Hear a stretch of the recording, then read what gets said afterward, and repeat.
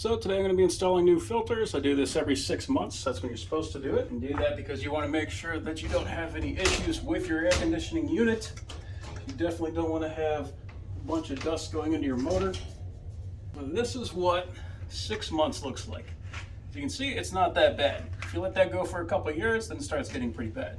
Now you can see this dust build up on here on the grate. That is actually from the previous owner. So that means that they did not change it often enough. And this is a dead giveaway. So if you see this, what that means is whoever was living here earlier did not change it often enough. Just a little trick.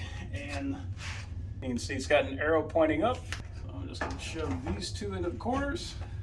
And that way they can kind of press against each other.